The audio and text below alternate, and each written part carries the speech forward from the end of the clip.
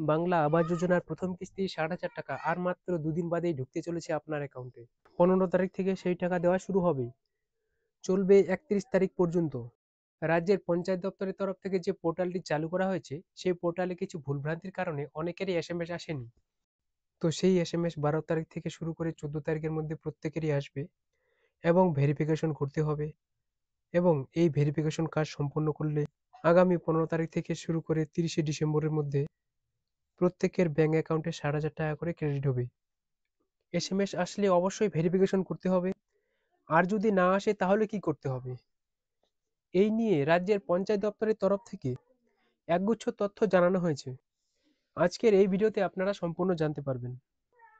তো চলুন, প্রথমে রাজ্যের পঞ্চায়েত দপ্তরের তরফ থেকে বলা হয়েছিল যে যারা অ্যাকচুয়াল উপভোক্তা হবেন তাদের প্রত্যেকের রেজিস্টার মোবাইল নাম্বারে, অর্থাৎ সার্ভের সময় বা অ্যাপ্লিকেশনের সময় যে মোবাইল নাম্বারটি দেওয়া হয়েছিল, সেই মোবাইল নাম্বারে একটি মেসেজ পাঠানো হবে। আর সেই মেসেজে একটি লিঙ্ক দেওয়া থাকবে। সেই লিঙ্কে ক্লিক করে আপনাকে কিন্তু ভেরিফিকেশনটি করতে হবে। এই যে এসএমএস অর্থাৎ মেসেজ আপনাকে দেওয়া হবে, সেই মেসেজে বলা থাকবে আপনি সত্যিই প্রাপক, আপনার ডকুমেন্টের কোনো ভুলভ্রান্তি নেই। এর পাশাপাশি আপনি যে সেই টাকা দিয়ে ঘর করবেন, তার জন্য আপনাকে কিন্তু একটি ডিজিটালি সম্মতিপত্র দিতে হচ্ছে।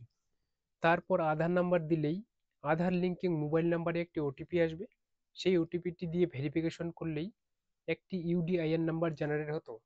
সেই ইউডিআইএন নাম্বারের উপর ভিত্তি করে এই যে বাংলা আবাস যোজনার প্রথম কিস্তি ৬০,০০০ টাকা রাজ্য সরকারের তরফ থেকে প্রদান করা হবে, এই ঘোষণা করা হয়েছিল এর আগে। তো বন্ধুরা, এতক্ষণ আপনারা শুনলেন আগের বক্তব্য। এবারে শুনুন, রাজ্যের পঞ্চায়েত দপ্তরের তরফ থেকে জানানো হয়েছে যে যে সমস্ত উপভোক্তারা অ্যাকচুয়ালি এই কাজগুলো করবেন, তাদের প্রত্যেকেই এই পোর্টাল থেকে জানিয়ে দেওয়া হবে কারা টাকা পাবেন, কারা টাকা পাবেন না। আপনাদেরকে জানিয়ে দিচ্ছি যে গতকালকে একটি আপডেট প্রকাশ পেয়েছে, যেখানে বলা হয়েছে অনেকেরই এসএমএস আসেনি, অনেকেরই ভেরিফিকেশন কমপ্লিট হয়নি, অনেকে ভেরিফাই করতে গিয়ে ফিরে আসছে। তার কারণ হিসাবে উল্লেখ করা হয়েছে যে পঞ্চায়েত দপ্তরের তরফ থেকে যে পোর্টালটি তৈরি করা হয়েছে, এই পোর্টালে সমস্যা দেখা দিয়েছিল। সেই সমস্যার কারণেই অনেক উপভোক্তা ভেরিফাই করতে গিয়েও তথ্য যাচাইকরণ করা হয়নি, সেই পোর্টালের ভুলভ্রান্তি বা সমস্যার কারণে।